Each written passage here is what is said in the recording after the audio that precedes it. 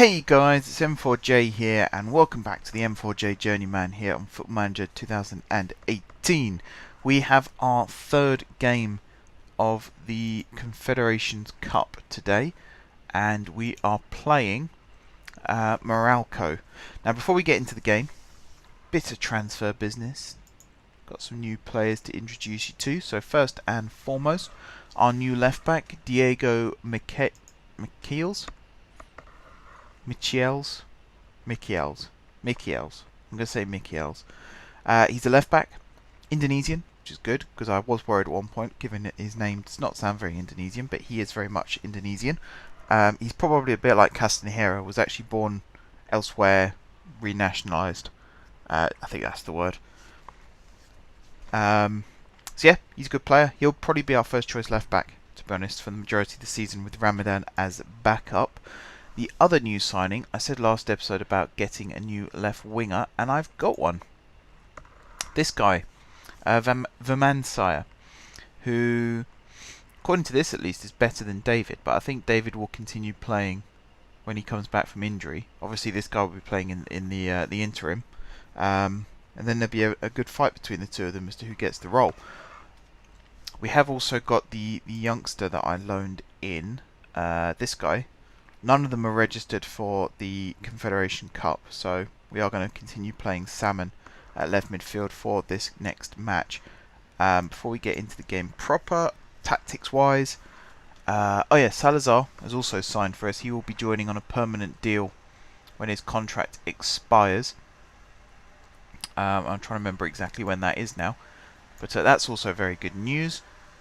There's someone mowing the lawn outside, so apologies if you can hear that. I want to get through this episode as quick as possible. Why? Oh, you're not registered. I need more defenders who are registered to play. Okay, hopefully we don't get any defensive injuries during this game. God, that's really loud. I think it's actually someone in my garden mowing the lawn. So again, apologies if you can hear that. Let me actually see if Audacity is picking up on that. Maybe it's not. Maybe it's just a low hum in the background and you're wondering what the hell I'm talking about.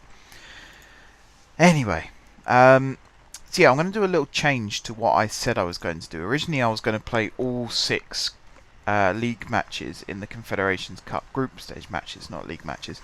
What I'm actually going to do is after this game, I'm actually going to play on off camera. So I'm going to finish the group stage. There's a Super Cup that we're playing as well against the winner of the Cup, which should have been us. Let's put it that way, but it wasn't us. I don't actually know who that's against now. And then I'll start the league campaign as well off camera, just to save some time. At this point of the series, you know, you kind of get the gist of starting the season and all that kind of stuff. And with this particular tournament, it's only really a novelty the first 3 matches, and then after that, it's a bit repetitive.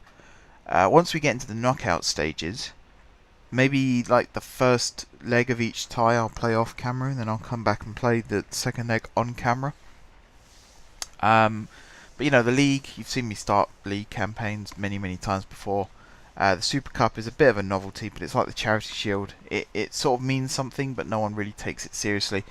And then, you know, the actual cup competition, whenever that kicks off, I've done that a million times before as well. The other reason I want to do it that way is because I just want to play the game. You know, sometimes I don't really want to put on my headset and talk into a microphone for 20 minutes whilst watching what's happening. I just want to play the game and enjoy playing the game. And it's the same with all my series.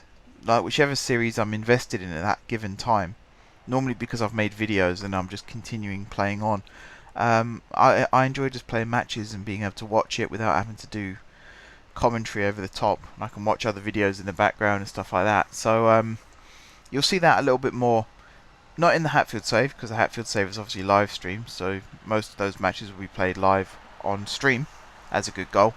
Salmon's first goal for the club. There you go, off the mark. But yeah, the Steamish save, I mean, I've played that for, I think I'm in my 5th season on that now. And I think I'm in my 5th season in this series as well, actually. So, just enjoying playing the game, enjoying messing around with tactics, transfers, all that kind of thing. It's relaxed. It means I can just play it and enjoy it and not have to worry about making videos all the time. And you know, to be fair, you guys are pretty on board with that the majority of the time.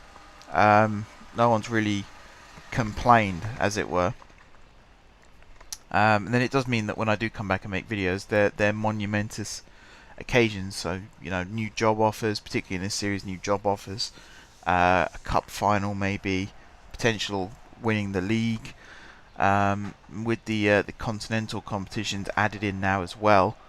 There is still a lot of interest in this particular series, and you know, I always do a recap at the beginning of episodes anyway as to what you might have missed. So hopefully you guys are on board with that. It means I can play and enjoy the game, and it still means that you guys get to see the content that you enjoy watching.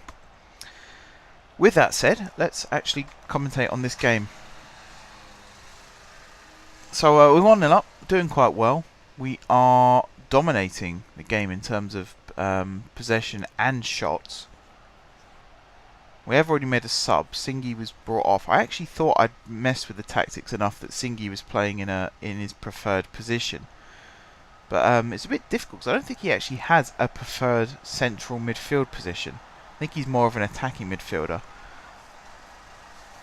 So that being said, you know, Bio was brought on, and now we're 2-0 up with Arabowo getting his goal. I think we're in a really good group. I think we're the best team in the group. The 0-0 draw last episode was a little bit disappointing, but the fact we didn't lose, and we're now going on and winning this game quite convincingly as well, it makes me feel very confident about the next 3 games. I feel like we should be able to get through to the knockout stage quite easily. The big concern, this is something that I mean, he said it tongue-in-cheek, but it's something that Loki pointed out as well when he was managing in the Asian leagues. He was actually managing Brisbane in Australia, but they play in the AFC as well as you know, Indonesia, Singapore, Malaysia, all those countries. He said the one you've really got to watch out for is China. So I'm hoping that we avoid a Chinese team for as long as possible, because that's where all the money is, that's where all the good players are.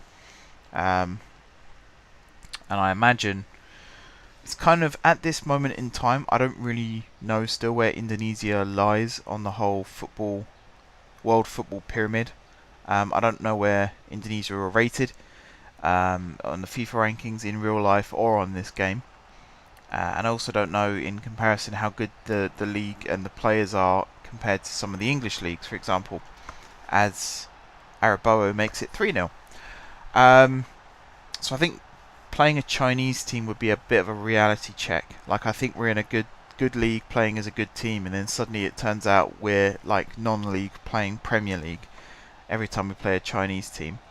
So there's certainly that to look forward to, I suppose, and hopefully it doesn't bite us in the backside too hard.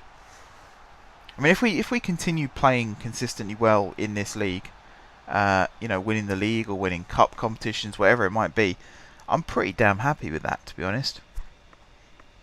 And then we can start looking at moving to another country. I think this is probably going to be my last season at Mitra Kuka. Even if we don't do well in the Continental competition, I won't do a Loki and quit after that. I will stay till the end of the season. I did sign a new contract at the end of last season, so I have that obligation as well. And I don't really want to resign and be unemployed. I want to, I mean, it sounds bad, but I want to apply for jobs whilst employed still, so that even if I don't get an interview or anything, I've still got a job. You know, we can still watch matches. And I also feel like, I mean, Mitra Kuka paid £5,000 to get me from Queen's University. I imagine I'm worth more than that now. Here, so I would like whoever hires me next to actually reimburse the club, because I feel like I owe Mitra Kuka quite a lot. Even though, you know, I think they owe me more because I won them a league title, came runners up in the cup, came runners up in the league. Now we're playing Continental and doing quite well. I've built them a really good team, but I feel I owe them as well, because going from Queens, I don't really know where the next step was. When I took that job, I was kind of hoping to spend more time at Llandudno.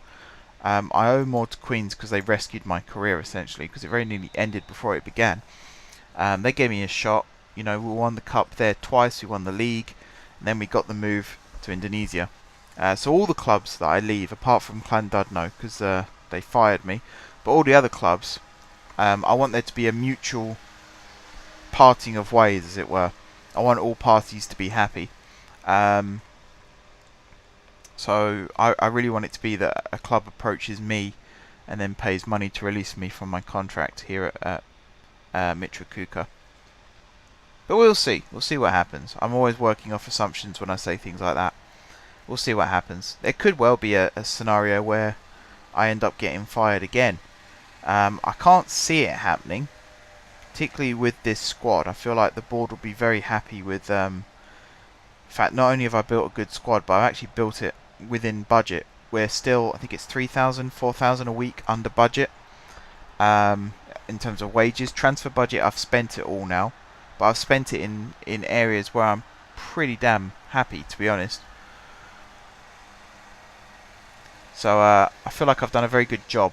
The finances of the club are terrible still, but that's not my fault. That's I'd say it's the league's fault, really. They don't seem to financially support clubs very well. Even this tournament isn't great, so I'm not really sure where the money comes from for these clubs to actually survive. But yeah, just my opinion. We're 4-0 up. We're absolutely cruising in this game. I was going to make a substitution, but I don't think there's a point now. Might as well just continue going on as we are. We've switched to the really defensive formation, and we've still managed to score a goal from that, so that's good.